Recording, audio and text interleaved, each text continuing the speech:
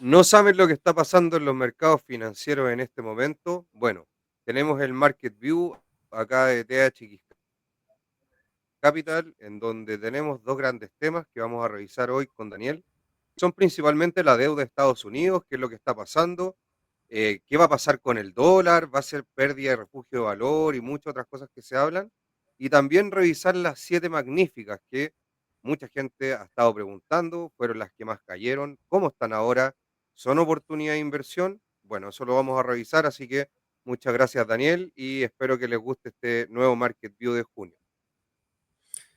Hola Ulises, ¿qué tal? Ya se está haciendo costumbre esto, espero que sea de utilidad, este Market View mensual que hacemos, donde intentamos bajar las visiones de mercado o los temas de mercado más importantes que se están viendo, bajar un poco la pelota al piso y intentar con eso sacar algunas conclusiones para nuestros portafolios de inversión y para nuestras ideas de inversión. Así que feliz de seguir haciendo esta iniciativa junto con otras más que están en tu canal y que estamos haciendo en conjunto. Así que creo que complementa harto la oferta de valor, digamos, de información principalmente.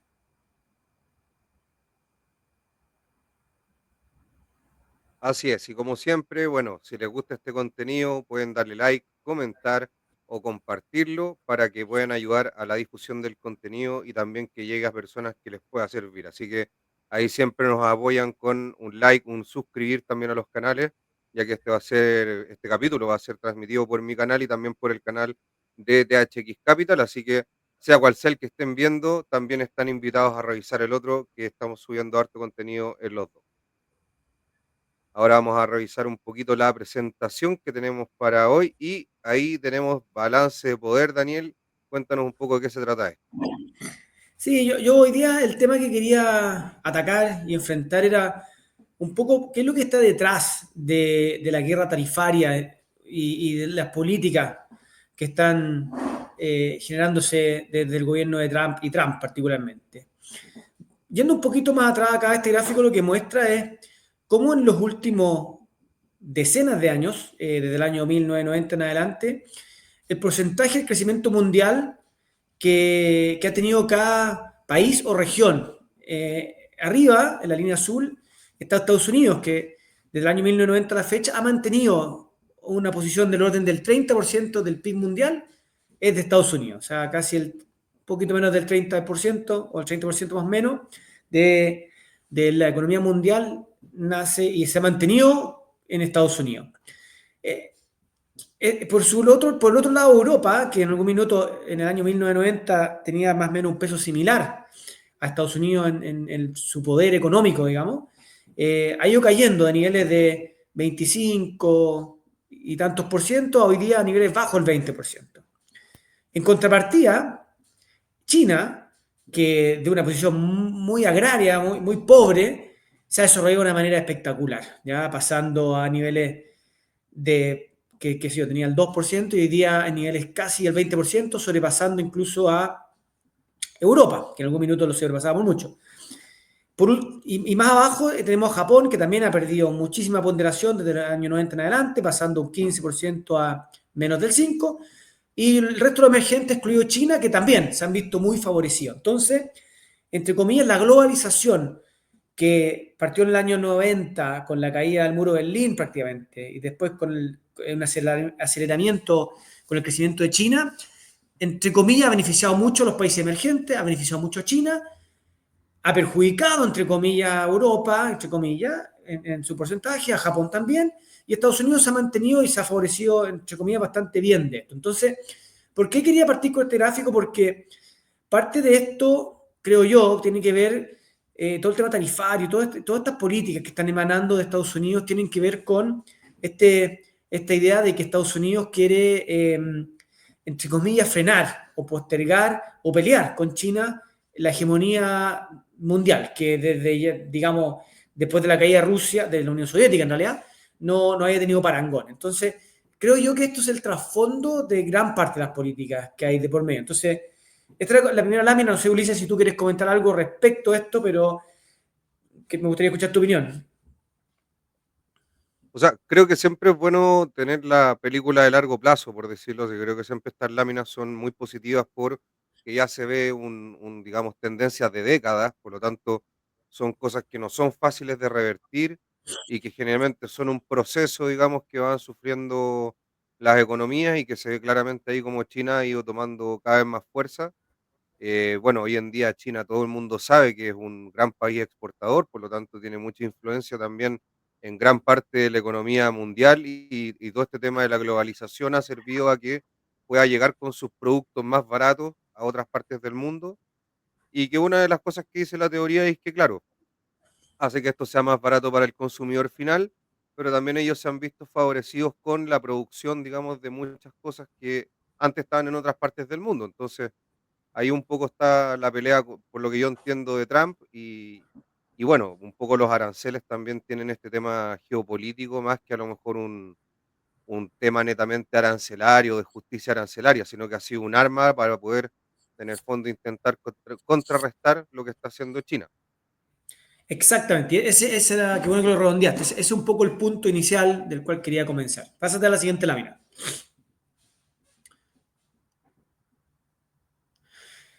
Dicho eso, una de las cosas que se comenta y que está dando vuelta a propósito de que Moody's bajó la clasificación de riesgo de Estados Unidos, en realidad junto con otras que ya la habían bajado, así que en realidad no era mucha novedad, pero se está debatiendo mucho si Estados Unidos en el fondo pierde esta hegemonía y quién compra la deuda estadounidense, qué nivel de deuda puede sostener, sobre todo si es que hay países que no le van a comprar. Y en esas tablitas que son súper interesantes, en el de la derecha sale el porcentaje de deuda que tienen los distintos países de la deuda americana.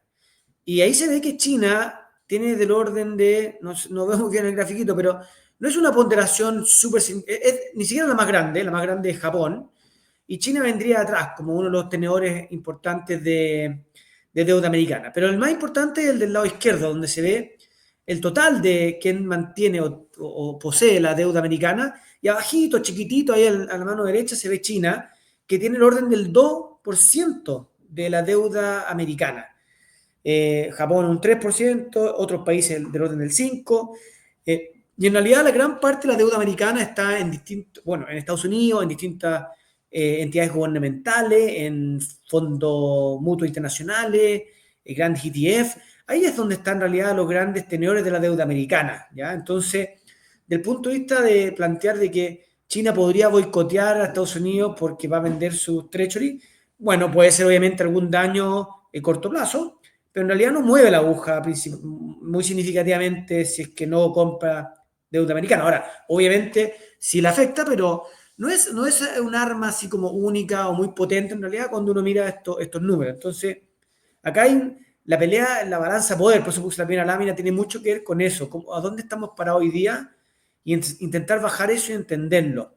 Entonces, la deuda americana, si bien no es sostenible y hay que detenerla, y eso están intentando hacer, me imagino, bueno, eso es lo que dicen, por ahora todavía tiene mercado en el fondo y tiene sustento para seguir endeudándose.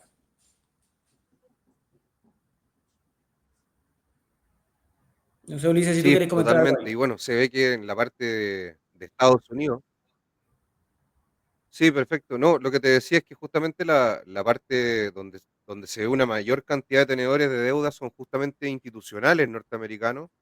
Por lo tanto, eso ahí reafirma lo que dices y digamos, la deuda, digamos, está en los mismos norteamericanos de alguna forma o fondos que a lo mejor acceden extranjeros, pero digamos, está en ese tipo de vehículos. No es que los otros países sean los mayores tenedores de deuda.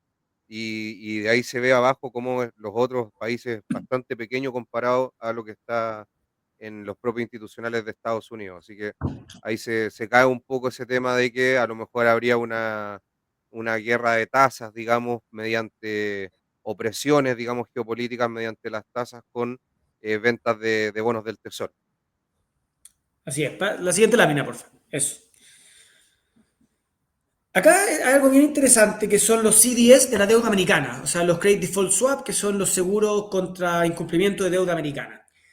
Y en realidad acá lo que se ve es que si bien ha subido, en realidad es muy marginal todavía. Y en realidad es absurdo. ¿Ya? Ese es el punto final que quiero decir. Independiente que haya subido o no, que la deuda americana defaultee hoy día bajo las alternativas que hay es cero. ¿Ya? En el fondo, si defaultea la deuda americana no queda nada parado. Entonces, en realidad, estos credit default swap no hacen mucho sentido a largo plazo. Se podrán arbitrar y comprar barato o caro, pero en realidad no hace mucho sentido. Si bien ha aumentado el riesgo y la percepción de default de Estados Unidos sigue siendo súper baja, y tampoco es algo muy relevante porque en definitiva si la deuda americana se cae, no se va a caer si los grandes tenedores son los mismos americanos y pueden imprimir o en el fondo emitir, y con eso en el fondo vía inflación pueden pagar toda la deuda. Entonces, y aparte, ¿dónde se va a ir esa deuda? No hay ni un sentido. Entonces, al final de cuentas, todo esto es más bien, a mi juicio, una nebulosa, humo que está dando vuelta y no es muy significativo, por lo menos por ahora. ¿Ya? En el futuro podría ser, pero hoy día no hace mucho sentido.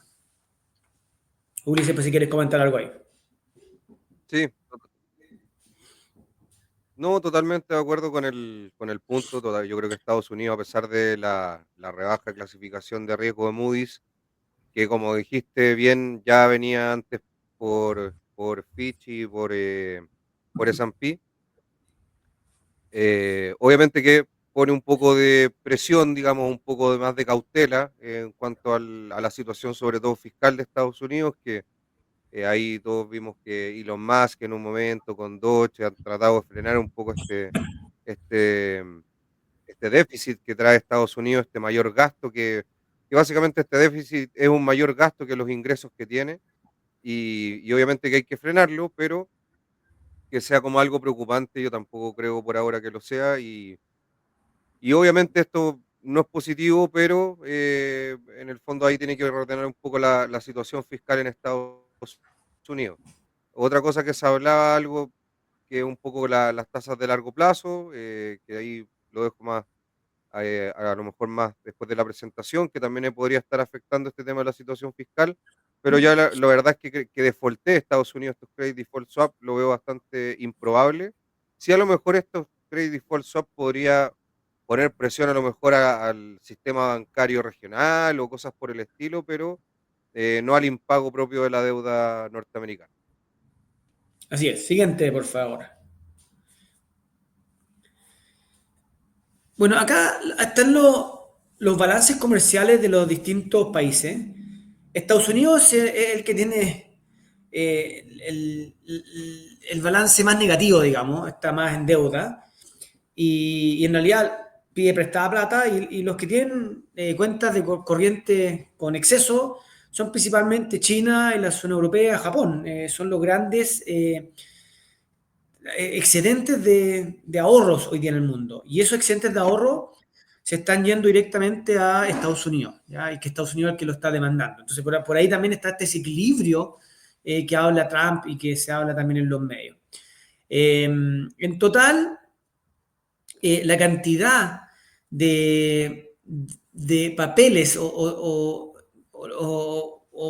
bonos que hay de clasificación de riesgo de buena calidad, digamos, como Estados Unidos, o Estados Unidos tiene el orden de casi el 50% de todo el stock de deuda o de instrumentos para este tipo de satisfacción. Ahora, por otro lado, es el grafito de la derecha, ahí abajo en ese puntito rojo es la suma del resto de los países que tienen triple A. O sea, por ejemplo, si es que todos quisieran con sus balances positivos, con sus saldos, digamos, China, la zona euro y Japón, no invertir en treasury americano, no hay suficientes triple A para el nivel de plata que necesitan invertir. Solo hay en el mercado y en deuda americana. Entonces, de nuevo, no hay opción hoy día, ese es un poco el punto. Hoy día Estados Unidos tiene, yo siempre lo digo, tiene el toro por la asta, tiene la carta ganadora, porque al final de cuentas no hay una alternativa al dólar, no hay una alternativa a la cantidad de deuda o a la reserva, ni hay una alternativa en el fondo libre de riesgo, independiente de que Estados Unidos ya no sea triple A. Entonces, al final de cuentas, corre solo Estados Unidos, tiene un mega déficit y ese mega déficit está siendo financiado por todos los que tienen exceso. Y una de las cosas que quiere Trump es que China, Europa, Japón y el resto empiecen a gastar más. ¿Y gastar más en qué? En producto americano. Eso es lo que quiere. Por eso quiere traerse las manufacturas a Estados Unidos y quiere venderles de vuelta. Y en el fondo, sopesar y equilibrar valga la redundancia, ese equilibrio económico que hoy día no está muy bien ponderado. Así que también te dejo también con comentarios, Ulises, siempre para aportar. No, básicamente acá se ve esta profundidad que tiene Estados Unidos en su mercado de bonos y tal como tú dices, es uno de los activos principales de bajo riesgo, digamos, que hay a nivel global y yo creo que ese es uno de los grandes factores hoy en día a nivel financiero que tiene Estados Unidos en ventaja sobre otros países y otras zonas del mundo. Y es justamente lo que muestras ahí en el gráfico más a la derecha. No, no hay, digamos, otra forma de absorber toda esa cantidad de ahorro. Y acá está el nivel de la deuda americana, que bueno, hoy día justamente se pasó el Beautiful Bill, que a Elon Musk no le gustó para nada, eso es noticia reciente, pero en el fondo la sostenibilidad fiscal de Estados Unidos, aunque ya está muy deteriorada, se va a seguir deteriorando. Eh, Acá hay muchos debates. ¿Ya? Bessent, el secretario del Tesoro, dice que va a cambiar la trayectoria con las políticas que se están haciendo y con eso en definitiva se va a mejorar en el mediano plazo el programa fiscal, independiente de que en el corto plazo pueda empeorar. Otros dicen que simplemente esto es deteriorarlo aún más y agudizar este dolor o esta deuda fiscal. Son cosas que están por verse. Lo que sí, muchos actores como Ray Dalio y otros más, Jamie Dimon de JP Morgan, y muchos sostienen que, y yo creo que está claro económicamente, es que no es sostenible aumentar la deuda infinitamente. O sea, en algún minuto se paga. Y la pregunta acá, ¿cómo lo va a pagar Estados Unidos? Siendo la única opción que hay. Y pareciera ser que si fuese este minuto donde estallara, sería vía emisión de deuda, en el fondo vía inflación, deteriorando a los tenedores de estos activos. Esa sería un poco la mecánica. O por ahora, lo vamos a ver creo que en la vez siguiente, pero por ahora eso no se ha visto reflejado en los bonos, ya en el mercado. Pero ese sería el resultado de esto si es que esto no resultara. Entonces yo creo que por el minuto el mercado todavía piensa que esto de alguna manera, la trayectoria, como dice Bessel, de la relación de deuda va a ir mejorando en el mediano largo plazo. Entonces todavía el mercado cree en eso y por eso, por ejemplo, los trechos hoy día no, o últimamente no han podido, no han sobrepasado el 4,5%. Si bien están altos, no se han disparado. Perfecto. No, sin comentarios. De hecho, justamente es lo que Scott Bessent decía, así que vamos a ver si es que resulta que quieren aumentar el PIB para mejorar el ratio más que en el fondo frenar tanto la deuda. Que básicamente esa Exacto. variable no la pueden frenar mucho, entonces es lo que les queda. Acá rapidito están las tasas de la Fed comparado con los Treasury. En el fondo, el Treasury, el mercado hoy día piensa que tiene internalizado más o menos tres bajas de tasa. No está tan claro que vayan a pasar. Anclándose, llegando a niveles de 3 en el mediano plazo. Y bueno, si eso sucede, es de la mano con un crecimiento más débil y eso obviamente debiese, si es que no hay un desprendimiento o un botamiento, digamos, de deuda americana, de significar en un treasury, en unos bonos que bajan. Ahí está toda la disyuntiva, obviamente acá cada uno tiene su... Yo estoy intentando traspasar la información y estos son determinaciones de inversión que uno tiene que tomar, si en el fondo uno le cree o no a las políticas y eso y qué es lo que está en los precios de mercado y en definitiva con eso tomar decisiones de inversión. Eh, Está difícil obviamente, pero por ahora el mercado entre comillas no está tan preocupado o no está preocupado de una pérdida de hegemonía de la deuda americana, ni del dólar, ni nada de ese estilo. ¿Ya? Pasa a la siguiente.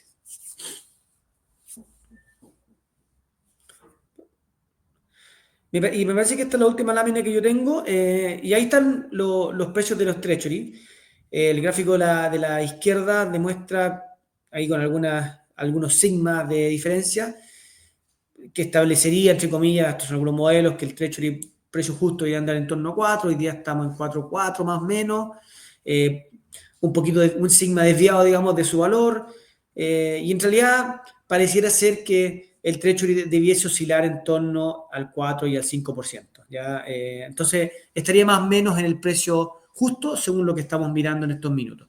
Yo tengo como un sesgo a pensar de que puede estar algo, puede ser una oportunidad, puede estar algo barato, en el fondo que las tasas podrían caer, pero en realidad tampoco tengo tanto convencimiento, estaría más comprado que vendido en Treasury, pero de nuevo, esto está bien enredado porque tiene aristas políticas y eso siempre son bien difíciles de ponderar. Al lado derecho están los spreads, están súper ajustados, eso lo conversamos en otras reuniones de Market View, nos preocupaba, efectivamente se deterioraron, eso le ha pegado a la renta fija con spread internacional y nacional, y la subida en todo caso no ha sido muy relevante, todavía a niveles muy lejos de una recesión o una crisis de algún tipo. Así que hay que monitorearlo. Eso me preocupa a mí un poco más, me gusta menos, igual los spreads a pesar de esa corrección. Y las bases, o los trechos en este caso 10, por decirlo de alguna manera, creo que podría dar algo de valor, pero en realidad pareciera que estos niveles de entre 4 y 4,5 son niveles bastante razonables, dado todo lo que está pasando hoy día políticamente y económicamente. Y me parece que esa es mi última lámina, Ulises, para ir cerrando este tema. Sí, No sé si tengo otra más, creo que sí. Así que quería dejar esta visión un poco de la hegemonía de Estados Unidos, del dólar, de las tasas, a su nivel macro, un poco en la filosófica, digamos, para pensarlo más a largo plazo, porque creo que es importante también detenernos y pensar en estas cosas, que yo creo que al final son los grandes drivers que determinan qué va a pasar en la renta fija, sin lugar a dudas, y creo también en el crecimiento, en las acciones y muchas otras cosas más. Así que yo te paso la palabra, sé que ahora vamos a ver un tema que también me parece ultra apasionante, que es qué es lo que ha estado pasando con todo esto, con las siete magníficas, que al final hoy día me parece que representa casi el 30% del S&P, que es realmente impresionante. No me acuerdo el número, pero ya está empezando cada vez más y son de conversación diaria. sí, la verdad que son acciones que a todos les interesan, están ahí generalmente en la noticia también, son bastante cubiertas por los medios. Y bueno, vamos a empezar un poco justamente a hablar del crecimiento porque había sido básicamente lo que empezó a asustar el mercado en el trimestre anterior. Se revisó el crecimiento de Estados Unidos el trimestre anterior y bueno, de menos 0,3 pasó a menos 0,2, pero técnicamente fue negativo. Por lo tanto, otro trimestre más significaría una recesión técnica, independiente que no fue una caída en el PIB, digamos, de una magnitud muy grande, pero igual es un número negativo y en el fondo empezó a asustar mucho a los inversionistas. Que es lo importante, que justamente uno de los predictores de toda esta caída en el PIB fue justamente el modelo de la Fed de Atlanta, el GDP Now, y que hoy en día está pronosticando un PIB para el segundo trimestre de este 2025 de un 4,6%.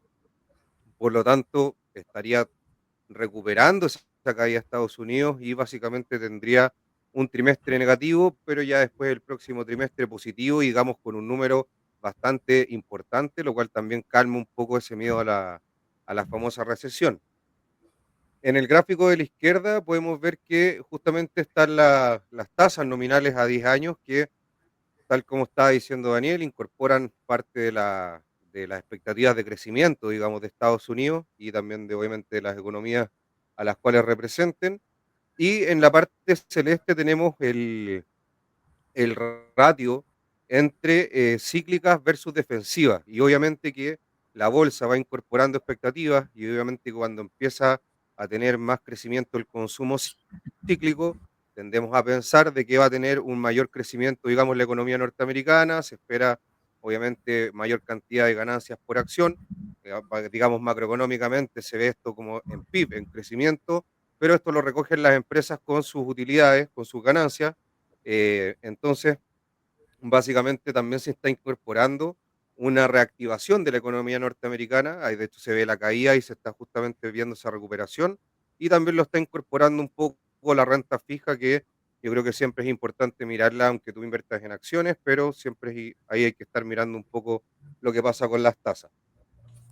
Ahora, fuera un poquito del contexto de Estados Unidos, vamos a ver un poco el panorama mundial, haciendo como este famoso top-down que vamos viendo de la parte más macro, más global, a la parte más específica, en donde podemos ver que Estados Unidos sigue con valoraciones bastante altas, de hecho está bastante más alto que la media histórica que ha tenido, está dentro del percentil 90 más alto en valoraciones actualmente, en 21. Eh, el mundo está con una valoración por price earnings o ratio PER, precio-utilidad, de 18 veces, por lo tanto también está dentro de una valoración alta. Y hay lugares en el mundo que están con valoraciones un poco más cercanas a su media histórica, como pueden ser Japón. también Reino Unido, los mercados emergentes un poquito más caros, pero también dentro de todo baratos, y lo más caro sería obviamente Estados Unidos, y el mundo también está un poco caro, pero influido mucho por Estados Unidos, porque obviamente cuando vemos la ponderación de Estados Unidos en la composición del mundo completo, tiene una ponderación muy alta, por lo tanto, ahí Estados Unidos es el que está haciendo que estas valoraciones sean mayores. Esto se venía dando principalmente porque, bueno, Estados Unidos venía siendo un motor del crecimiento mundial y además de eso, obviamente, tiene empresas que son muy relevantes y globalizadas, por lo tanto van capturando, digamos, este crecimiento en otras partes del mundo. Acá ya vemos un poco la parte en Estados Unidos, pero por capitalización bursátil, en donde acá vemos en la parte izquierda el Nasdaq, que obviamente está mucho más concentrado en tecnología y en empresas de gran capitalización, en donde vemos que está valorizado con 27 veces en también múltiplo price earnings, eh, y está, por supuesto, más caro que su percentil 75. De hecho está un poquito más cercano al percentil 95, que es más o menos en las 30 veces. El S&P 500 está con una valoración de 21 veces por este mismo ratio, y también vemos que está en la parte cara, digamos, de su valorización histórica. Dentro de las que están baratas por capitalización, entre los índices norteamericanos, está el Russell, que está bastante cercano a su media histórica en 23 veces, y también Midcap, que está ahí, S&P 400, que representa las Midcap, que de hecho está un poquito más bajito que su valorización histórica o su mediana, su media, perdón, que es en 16 veces. Por lo tanto, ahí vemos que la parte más small cap está mucho más barata que la gran capitalización en Estados Unidos, que es lo que está más caro, la tecnología en general. Y de hecho esto también se puede ver en el S&P 500, que está con 21 veces, pero el S&P 500 X ponderado, que justamente ahí Daniel nos dijo que cuando vemos el índice normal, que está ponderado por capitalización, la parte de la tecnología o las siete magníficas ponderan bastante en el índice, y cuando esto lo vemos porque las 500 empresas todas ponderen igual, el ratio cae a 17 veces, de 21 a 17. Por lo tanto, ahí también podemos ver dentro del mismo índice, si cambiamos la ponderación, que está bastante cara la tecnología en este momento, pero también tiene algunas justificaciones, y eso es lo que vamos a ir viendo, ya que la valorización tiene que justificarse en caso de que sea, digamos, atractiva, sino obviamente que ahí ya pasa a ser una inversión poco atractiva. En el gráfico de la derecha podemos ver un poco los sectores como están valorizados en Estados Unidos. Ahí vemos el S&P, que está con un 21 veces de valorización, esto siempre en ratio price earnings, pero vemos que los sectores más caros son consumo discrecional, que está con 28 veces, tecnología con 27 veces. De hecho, en consumo discrecional tenemos empresas como Amazon, Tesla, por ejemplo, que aportan bastante ahí a ese sector. Industriales está con 24 veces, consumo básico con 22 veces, y después ya más bajo que la valorización del S&P 500 vemos sectores como materiales, servicios de la comunicación, utilities, real estate, financial, que la verdad yo creo que hay empresas de bastante valor ahí en el sector financiero, 17 veces, bastante más barato que el S&P 500, healthcare 16 veces, y energía el más barato con 15 veces. Y si vemos acá, tal como les mencionaba, el mismo ratio price earnings para el S&P 500 y para el equal weight, o lo que estamos hablando, este equiponderado, vemos cómo se ha disparado este último tiempo desde el año 2020 prácticamente, para el índice, digamos, tradicional por market cap versus el equiponderado, cómo se ha ido abriendo esa brecha en valorización, poniéndose cada vez más caro, pero también justificado un poco por el gran crecimiento que han tenido las famosas siete magníficas o estas empresas, digamos, las big tech, como también le llaman, las grandes tecnológicas. Ya vemos un poco ya el detalle de estas empresas. Este cuadro a mí me gusta bastante, y me gusta, tiene el ratio price earnings, el ratio precio-utilidad, y también tiene una estimación de crecimiento, que lo encuentro bastante interesante, ya que justamente hablábamos que esta valorización se tiene que justificar en caso de que, digamos, tenga algún sentido. Que están más que 2 veces, casi 103 veces, la verdad es que es una locura y no justifica mucho Tesla hoy en día el precio que se está pagando por la acción. Netflix está también bastante cara, pero tiene un crecimiento de largo plazo mucho más alto que el resto, excepto que Nvidia, con 22%, casi 23%. Y vemos empresas como Nvidia con 25 veces de valorización, pero con un crecimiento de largo plazo también de un 25%, 25,7%. Por lo tanto, dentro de todo podría estar justificado porque tiene expectativas de un gran crecimiento todavía a futuro. Eh, Ahí hay varias tesis, digamos, de inteligencia artificial que tiene que ver Nvidia, la infraestructura y que se va a necesitar cada vez más infraestructura en tecnología. Y también hay otras que están bastante baratas, por ejemplo, como Google, que está con un ratio de 17,8 veces, prácticamente 18 veces, y estaría más barata que el mismo de S&P 500 hoy en día.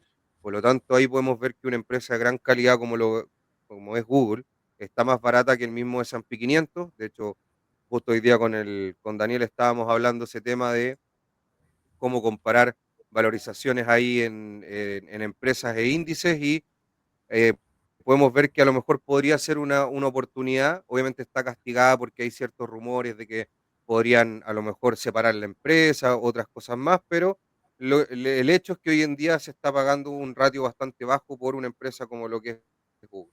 El resto están todas más o menos en línea con el índice. De hecho, Meta está con 21 veces, igual que el S&P 500. Por lo tanto, uno si hoy día compra Google o compra Meta, básicamente es igual que comprar el S&P 500 en general. Yo creo que esa es una oportunidad porque son empresas, digamos, de mucha calidad, así que si uno lo ve de esa perspectiva, es bastante positivo.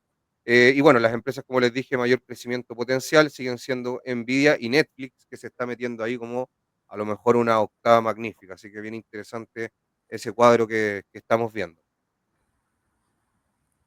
En la parte en el gráfico de la izquierda, vemos que la parte de las siete magníficas que se ven por ahí, están con ratios bastante caros, si lo vemos, por ejemplo, con sectores o lo vemos con, por ejemplo, Europa, etcétera, pero también vemos que tienen un crecimiento de las ventas bastante más grande que también el resto de sectores y también el resto de regiones. Por lo tanto, ahí muchas veces se puede justificar de cierta forma que tengan esta valorización mucho más alta, ya que tienen ratios, o sea, perdón, tienen un crecimiento esperado también mucho mayor. Y acá ya vemos el ratio Price Earnings Forward que hay para las siete magníficas, que está en 25 veces, y del S&P 493, que serían todas las restantes del índice, que estaría en 19, por lo tanto están bastante más caras que el índice, pero con este mayor crecimiento esperado. Por lo tanto, eh, dentro de todo se podría justificar para los que les gusta este tipo de inversiones. En esta gráfica de acá tenemos el crecimiento de las utilidades que se esperan para este año y para el próximo. Vemos que donde hay un mayor crecimiento de utilidades es justamente en el Russell 2000.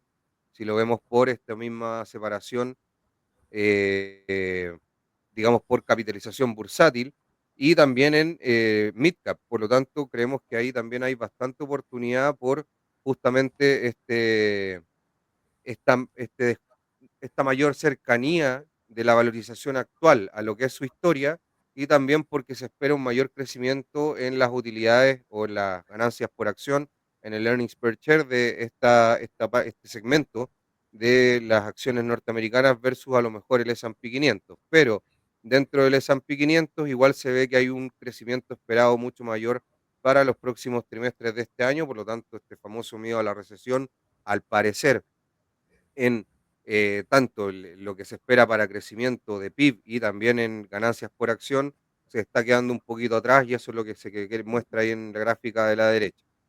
Así que dentro de todo podemos ver que están las acciones ya cada vez incorporando eh, mucho más estas expectativas, que ya no hay una recesión a la vista.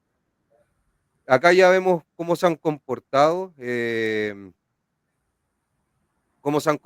las expectativas de lo que son las ganancias por acción. De hecho, las magníficas 7 tienen un cambio de expectativas de un 0%, o sea, las expectativas, a pesar de que en un momento cayeron, pero ahora están iguales a como prácticamente empezó el año, mientras que las expectativas de las otras empresas del S&P 500 ha sido mucho más baja.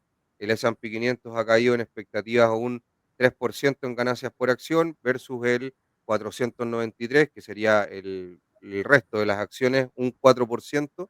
Por lo tanto, la mayor cantidad de caída de expectativa de ganancia ha estado fuera de las 7 magníficas. Eso es un poco lo que se quiere decir en ese gráfico.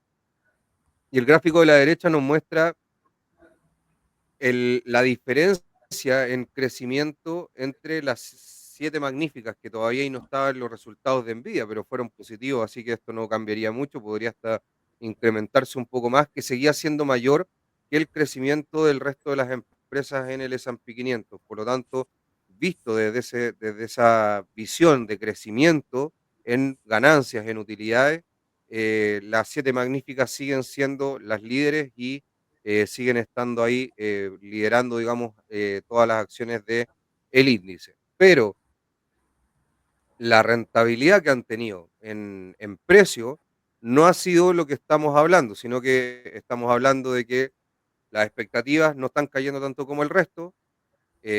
Al parecer van a seguir siendo las que más crecen, eso también lo ponemos, lo estábamos hablando, pero en el rendimiento que han tenido en este año en cuanto a rentabilidad de precio, han sido las que más han caído, porque el S&P 500 estaba hace un par de días con un 2%, esto puede estar ahora ajustado un poquito más, pero hace un par de días cuando hicimos la presentación estaba en un 2%, el S&P 500, el S&P 493 estaba en un 5%, por lo tanto había subido mucho más, mientras que las 7 magníficas estaban en un 4% por debajo de cómo empezaron el año. Por lo tanto, tenemos empresas que han tenido una rentabilidad menor al resto del índice, un segmento, pero se ve que son las que van a crecer más y las que van a tener mayor utilidades este año. Por lo tanto, ahí vemos que puede haber una diferencia entre lo que está haciendo el mercado versus los fundamentales que se podría a lo mejor aprovechar y podría ser a lo mejor una gran oportunidad de inversión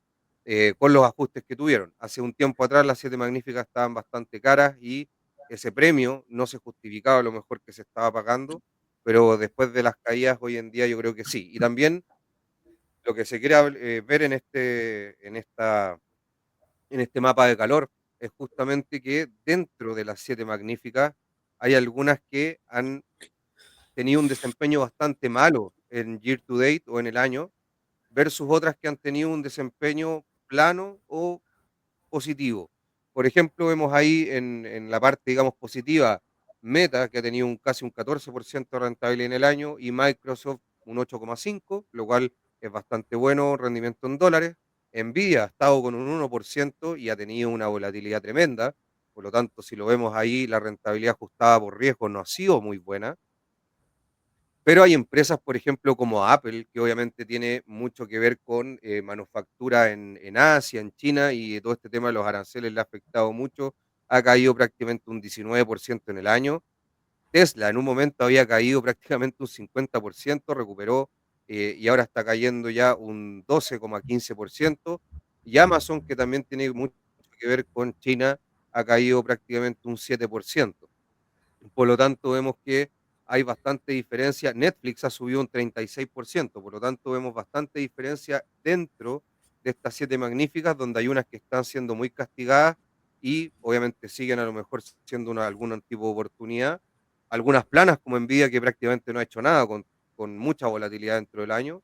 Y otras como Meta y Microsoft, que la verdad es que están rentando bien y han sido las más favorecidas con todo este tema del vaivén, digamos, que ha tenido el mercado, sobre todo bursátil en Estados Unidos.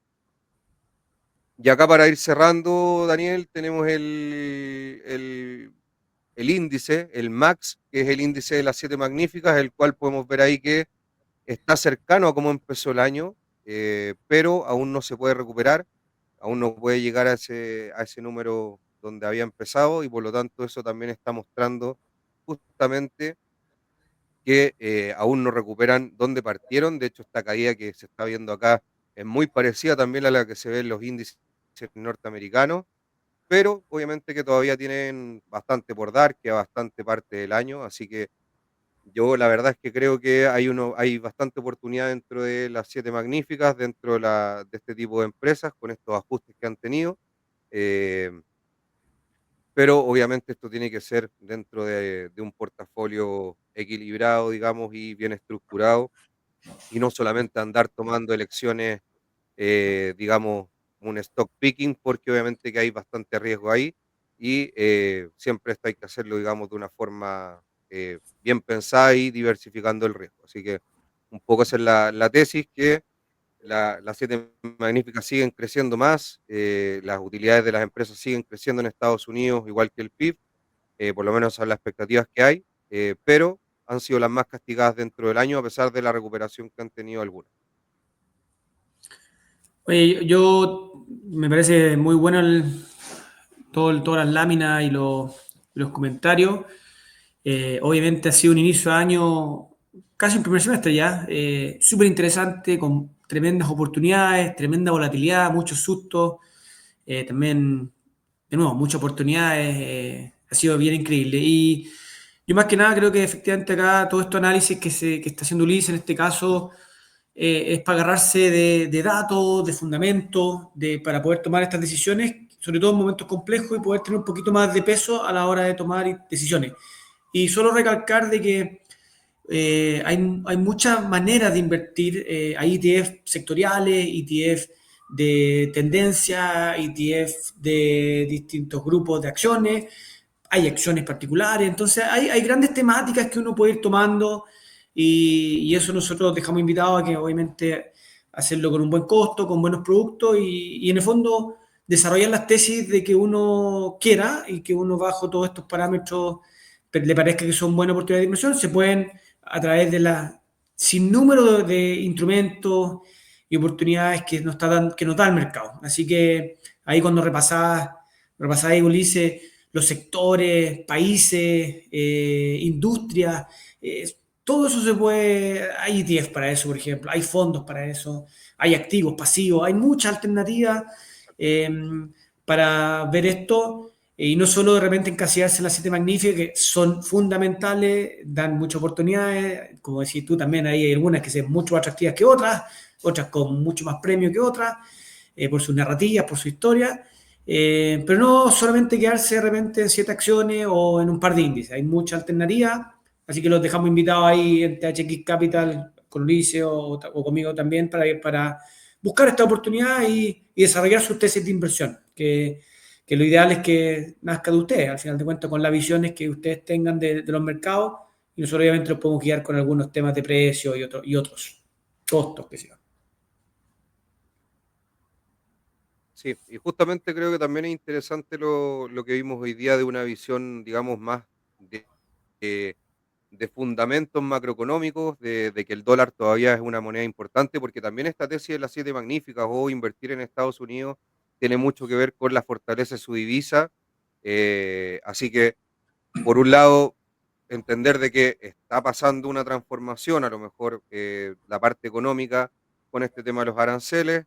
Esperemos que hayan buenas noticias y digamos todo esto se pueda resolver, pero digamos hay un poco una transformación en algunas cosas de la macroeconomía.